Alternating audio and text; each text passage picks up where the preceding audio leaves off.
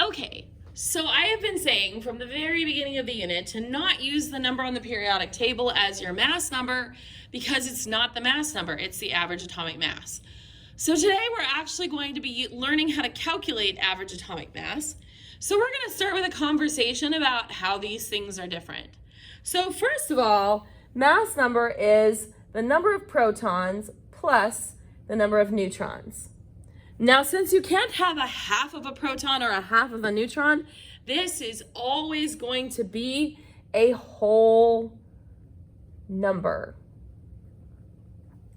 And it's this number that we will use in hyphen notation. It's this number that we use in nuclear notation. And the reason that we need this number is because of isotopes. Okay, different atoms of the same element that have different masses because they have a different number of neutrons. So we have hyphen notation and nuclear notation to indicate which isotope we're talking about because carbon isn't always carbon. Okay, you can have carbon 12, you can have carbon 13, you can have carbon 11. Okay, so different atoms of the same element, but different atoms because they have different mass. And when we say mass, we mean this mass number here, which is the protons plus the neutrons, always a whole number. The trouble is because every element has multiple possible mass numbers, this number is not available on the periodic table. So we either have to give you the mass number or we have to tell you how many neutrons something has in order for you to figure this number out. Because it's not on the periodic table because every element has more than one. In fact, some of them have a lot more than one. I believe aluminum has something like 13 different isotopes. Okay?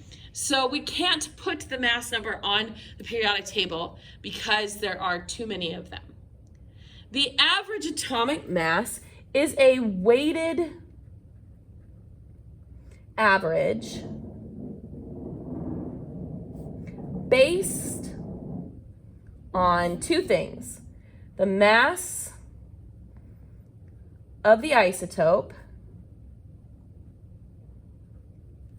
so its mass number, and its percent abundance. Okay, but this takes into account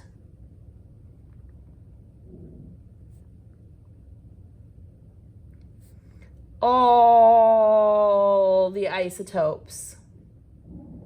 So something that I could compare this to is like the way we calculate your grades. 50% of your grade comes from your test grades, 50% of your grades comes from your daily grades. So we would take the average from each of those, multiply it by 50%, and that would get us the two different amounts, and we would add that together to get our average. Okay, so it's a weighted average. This is never going to be a whole number. It's always a yucky, messy decimal. Okay? Never going to be a whole number, and this is the value on the periodic table. So the periodic table gives us this value because it is an average based on all the different isotopes, so there's only going to be one value for that. All right?